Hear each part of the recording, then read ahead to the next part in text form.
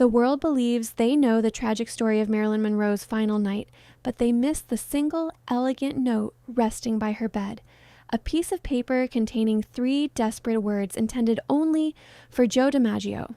That message wasn't a confession of love or an act of despair, but a profound plea that revealed the deepest, most heartbreaking secret of her life. The house at 1230 Fifth Helena Drive was supposed to be a sanctuary, a quiet Spanish-style oasis in Brentwood. But on the afternoon of August 4th, 1962, the sunny facade of the home hid a terrifying, suffocating darkness. The silence inside was not peaceful.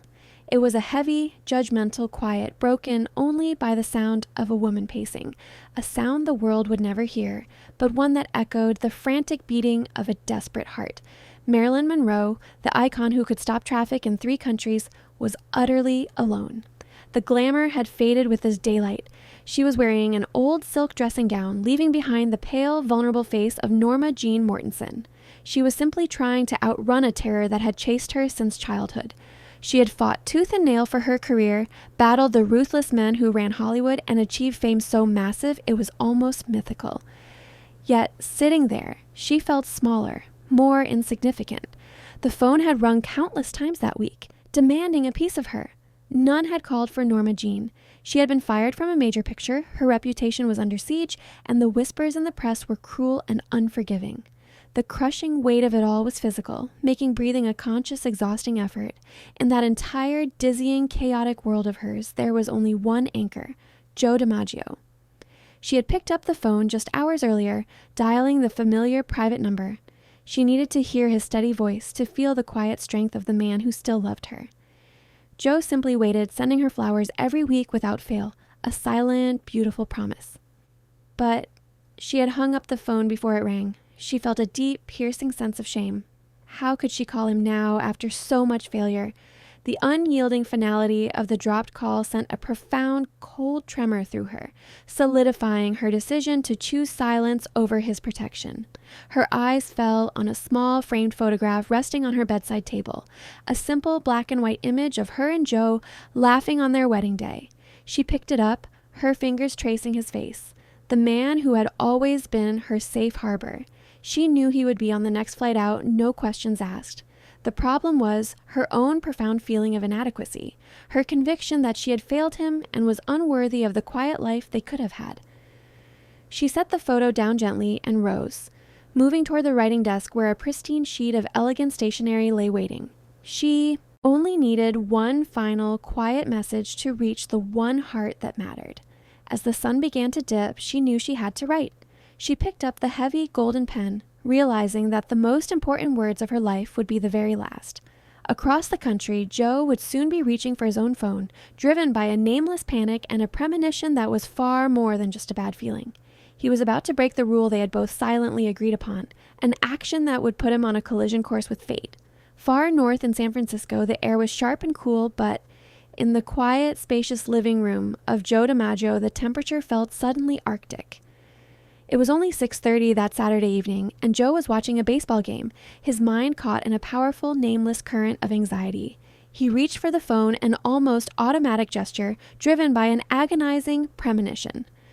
Joe slammed his fist onto the leather arm of his chair, the sudden, raw sound reflecting the knot of pure physical dread tightening in his stomach.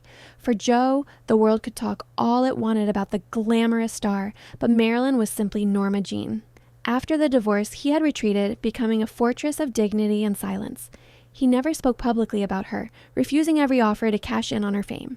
His love was a private, unyielding force, expressed through routines, the constant, weekly delivery of beautiful red roses.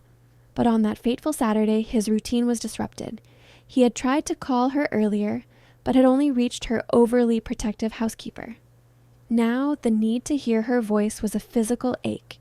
He dialed her private, unlisted number. The phone rang once, then twice, and then a producer from a television show cut in. "Joe, sorry to interrupt. I'm calling Marilyn. I need to speak to her." The producer's tone immediately changed. "Mr. DiMaggio, I'm afraid she's not available tonight. She's resting." Joe didn't argue. He never forced his way into her life, but the premonition deepened. He knew their secret, unwritten rule. If she truly felt herself slipping, she would always call him. The fact that she was unreachable combined with the silence terrified him more than any scandal ever could. He knew the demons she fought. The world saw a siren, but Joe saw the fragile soul trying desperately to hold on to the ledge. He stood up, pacing his room. He knew better than anyone that her smile was a costume. He wished he had ignored her request for privacy and flown down that morning. He called the number one more time, letting it ring until the connection was broken. Joe stood there, the telephone dangling, knowing with horrifying clarity that the silence now was definitive. Marilyn had wanted to call him. He was sure of it, but her shame had stopped her. That missed connection, that final failure to bridge, the distance would become his lifetime of regret. The only thing left now was the agonizing uncertainty, demanding his immediate presence. They say their marriage lasted 274 days, a blink of an eye. But what history books don't record is the silent, profound vow Joe DiMaggio made to Norma Jeane on January 14, 1954. Hidden from the press, Joe pulled her aside into a quiet corner, holding her fragile hands in his large, powerful ones. At that moment, they were just a man and a woman trying to find a normal life. Joe looked at her not with lust, but with a deep, protective love. He knew the truth. Her marriage to him was her desperate attempt to escape the confines of Marilyn Monroe, to find the quiet, domestic life she'd dreamed of. He made a promise that had nothing to do with contracts. "I don't know how long we get," he whispered, "but for as long as I live, I will never let anyone hurt you again. You are my girl, Norma Jeane, and that is forever." His gaze, unwavering and solemn, communicated a strength that shattered the facade of her fame. This was the vow he never broke, the one that kept him sending red roses for 2 decades. This was the core difference between Joe and all the other men. They all wanted the light. Joe was the only one who didn't want the performance. He wanted the woman who loved his spaghetti. That was why their formal marriage had failed. Joe offered her stability, but Hollywood's chaos kept pulling her back into the storm. Even after the papers were signed, Joe never truly left her side. When she was hospitalized from exhaustion, it was Joe who flew to her, Joe who sat by her bedside. He understood that her volatility was simply a symptom of a profound fear of being unloved. He didn't try to fix her. He simply stood as a shield, a silent monument to constancy. Now, on this dark August night, the full gravity of his unbroken vow settled upon him. He knew she was teetering, and the only force capable of pulling her back was his simple, protective love. He desperately needed her to know that the promise he made in 1954 was still valid. The memory of that wedding day vow fueled his growing certainty that he had to get to her. Joe's heart hammered against his ribs. He had broken the rule of silent waiting. He had tried to call, and she was unreachable. He grabbed his keys and wallet, knowing that the greatest promise of his life required him to break his dignified silence and race toward the one person who needed him more than the world realized. If this intimate story of Joe's unwavering commitment touched your heart, please subscribe right now. Every subscriber helps us share these powerful human moments behind the legends of Hollywood.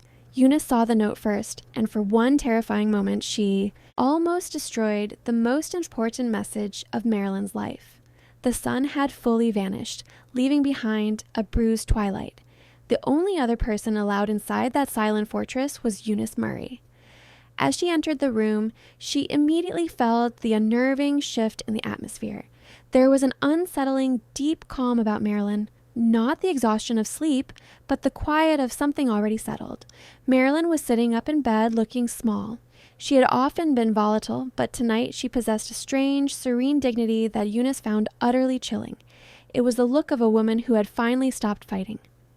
Eunice spoke softly, offering tea, trying to pull Marilyn back into the rhythm of ordinary life. But Marilyn's responses were detached. "Just leave the light low, dear," she said. "I don't need anything more tonight." Eunice paused by the door, trying to analyze the quiet farewell. She remembered the tension of the earlier hours, the almost call to Joe. Now, all that restlessness is gone. Her eyes scanned the room. Lying there was a framed photograph of Joe.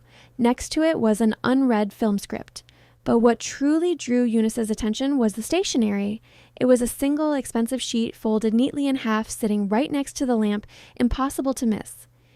Eunice felt a surge of professional duty, thinking it was a forgotten note. She almost reached for it, intending to file it away, but something stopped her. It felt private, final, and sacred. She left it where it was, a silent sentinel on the table, failing to break the strict protocol of privacy she had always been taught to uphold. She had a profound, sudden urge to stay. but Marilyn smiled then, a small, genuine smile that was devastating in its gentle finality. "Good night, Eunice. Thank you." It was a dismissal so gentle that the housekeeper felt she couldn't refuse it. Eunice backed slowly out of the room, closing the door softly, walking away with a heavy sense of disquiet she couldn't name. She was the last person to see Norma Jeane alive, walking away because the great star had simply and politely said goodnight. She would never forgive herself for honoring that boundary, for not sensing the desperate truth hidden beneath that unsettling calm. Out on the quiet street, a car had been parked for hours, waiting for the wrong kind of sign. In the terrifying quiet of the room, Marilyn lifted the heavy golden pen and placed the tip onto the pristine surface of the stationery. This was a final, desperate attempt to communicate a truth only one man was equipped to understand. The silence was broken only by the sharp tick of the grandfather clock, a relentless, unforgiving measurement of the diminishing time.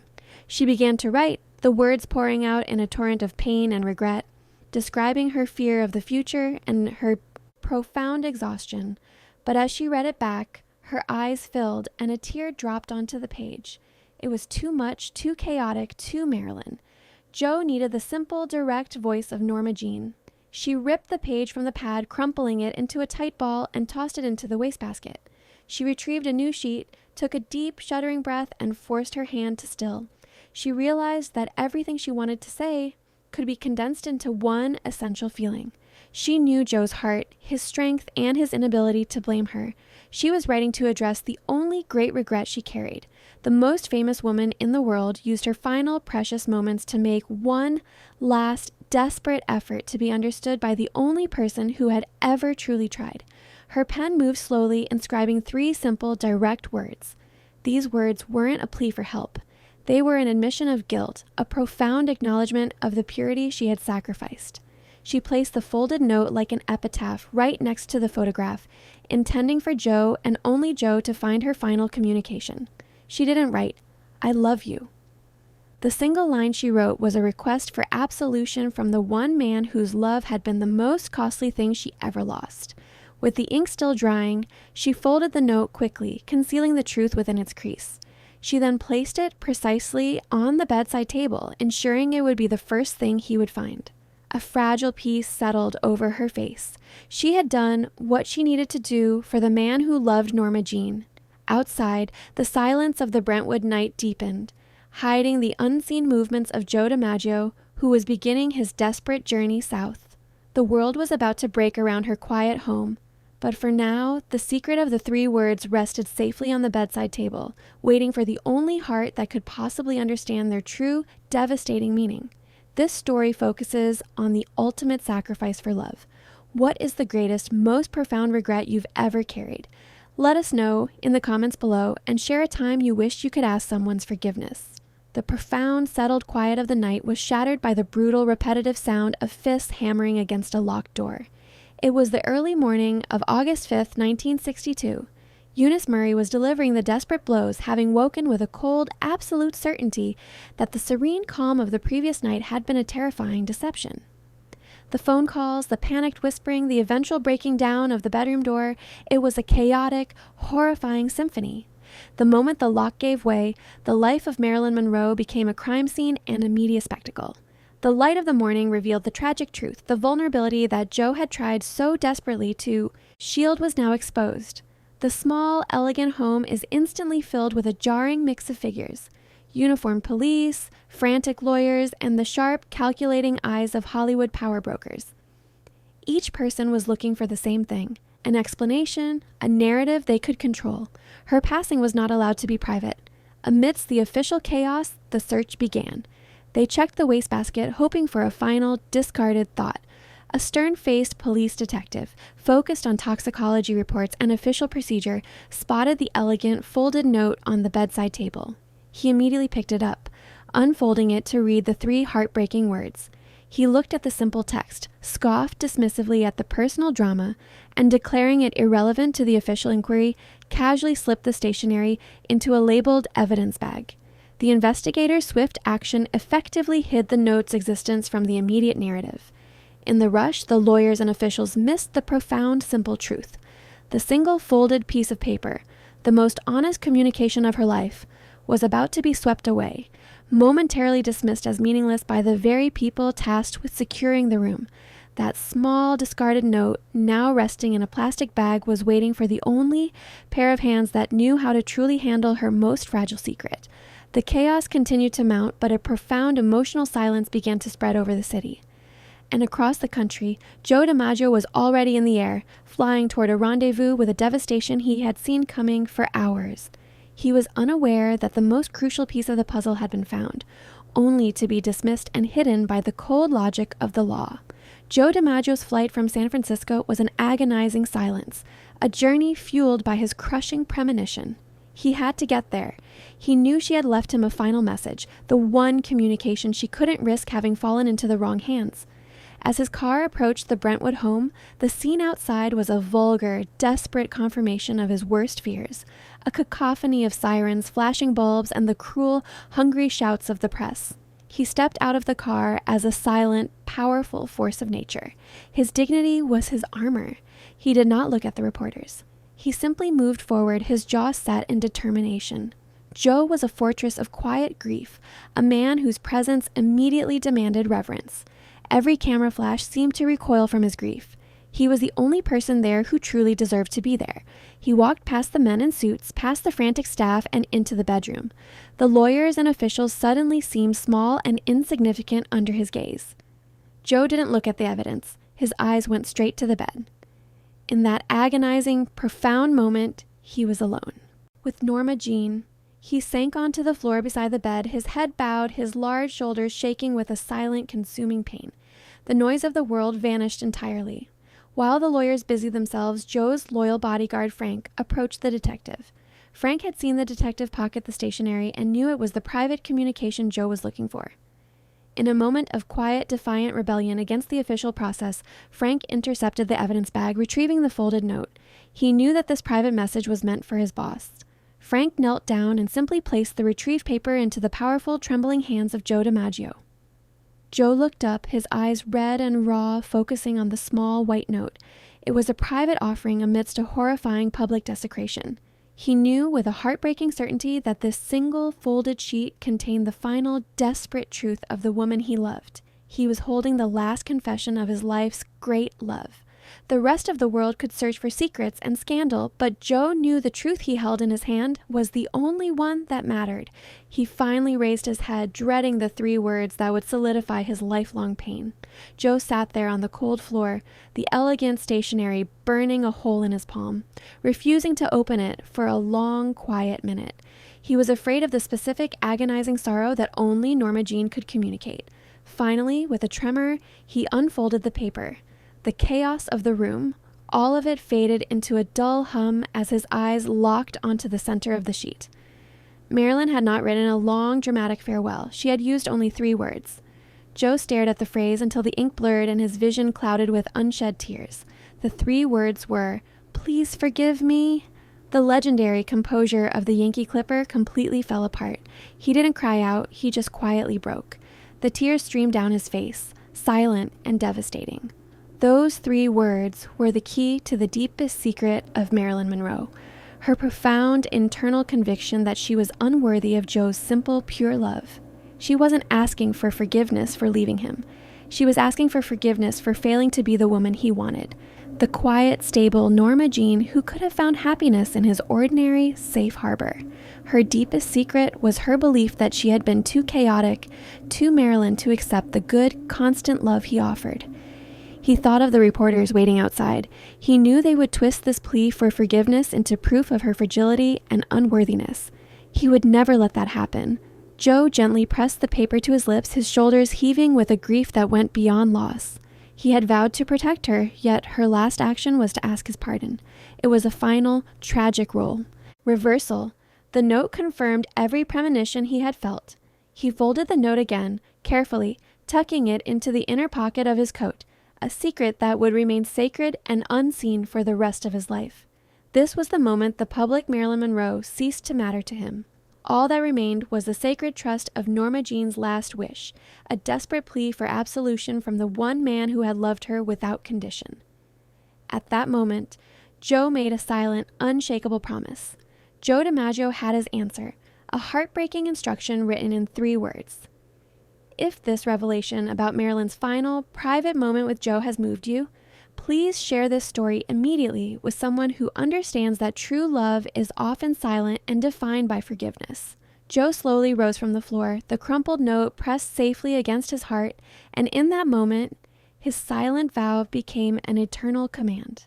Hollywood had failed Norma Jeane, and now Joe would take charge of her final rest, ensuring that the icon would be buried as the simple woman he loved. His actions were swift and entirely silent. He announced his intentions.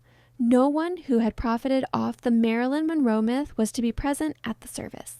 He was protecting her even in her passing, creating a final sacred barrier between Norma Jeane and the chaos of her fame.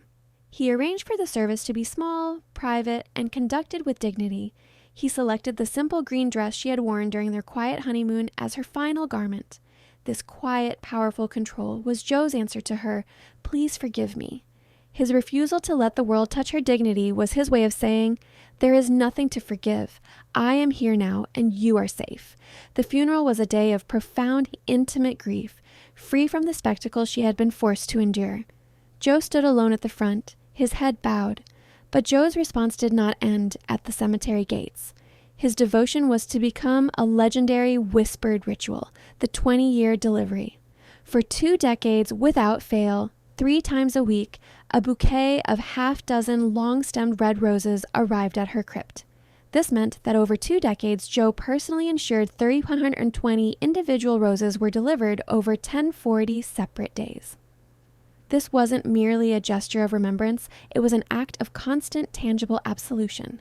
Each rose was a silent, crimson syllable, confirming that his love was constant, his forgiveness absolute. The flowers were his quiet guarantee that she had mattered, that she was not condemned for her failings. He never once missed a delivery. This ritual became his sacred duty, his way of ensuring that wherever Norma Jeane rested, she would always know that Joe was nearby. The quiet, constant act was a force more powerful than any celebrity spotlight. The public continued to speculate on the secret scandals of her final hours, but they missed the profound truth unfolding every week at her resting place. They were looking for turmoil, but Joe was delivering peace. He maintained his dignified silence. But the final, most heart-wrenching piece of this story was the reason Joe kept the contents of that note hidden for the rest of his life. Years became decades, and the world continued to consume the myth of Marilyn Monroe. But the one man who held the key to her heart, Joe DiMaggio, maintained his dignified, unbreakable silence, protecting the secret that would finally reveal the truth of their love. In the rare interviews Joe granted in his later years, reporters often tried to lure him into speaking about his former wife. Joe would simply smile sadly, change the subject, or offer a curt, respectful phrase about her talent. He never once revealed the existence of the 3-word note. To reveal her last words, "Please forgive me," would have exposed her final, agonizing vulnerability to a world that had always delighted in her pain. Joe chose to honor her request for forgiveness by making sure that the final, most personal thought of Norma Jeane remained sacred, known only to him. This was the ultimate love story that the public never understood. The 3 words were not a confession of passionate devotion, but a confession of regret, the profound sorrow that she had allowed fame and chaos to destroy the chance for the simple, constant happiness Joe had offered. The letter affirmed her understanding that Joe was the only truly good thing she had ever thrown away. This belief was the deepest secret she carried. Joe's 20-year ritual of the roses was his public reply, of beautiful, constant affirmation of absolution. But the hidden note was the reason for that ritual. It was the confirmation that in her final moments she had indeed chosen him, not for her celebrity life, but for the safe harbor of his enduring love. By keeping the note secret, Joe ensured that her last recorded emotion wasn't desperation, but a tender plea for connection with the one person who mattered. The note was eventually discovered in Joe's personal effects after his passing in 2005. It showed that the tumultuous celebrity marriage was merely the prelude to a lifelong silent commitment built on forgiveness and respect. The most famous woman in the world used her final words to ask for something humble: pardon from the one man who never stopped seeing her as the innocent girl named Norma Jeane. This is the ultimate legacy of Joe and Marilyn, a love not defined by their divorce or her final hours, but by the fact that the powerful, dignified Joe DiMaggio honored a heartbroken, private plea for forgiveness until his very last breath. He protected her secret, giving her the dignity and peace that the chaotic world of Hollywood had always denied her. She had asked, "Please forgive me." Joe answered, not with words, but with a lifetime of unwavering silent devotion, proving that he never had to. The 3 words were not a goodbye, but a final, powerful request for the only thing the most famous woman in the world truly lacked: absolution. If this story of an eternal, forgiving love touched your heart, please take a moment to like this video and subscribe to our channel. Your support helps us continue to share these intimate, untold human moments behind Hollywood's greatest legends.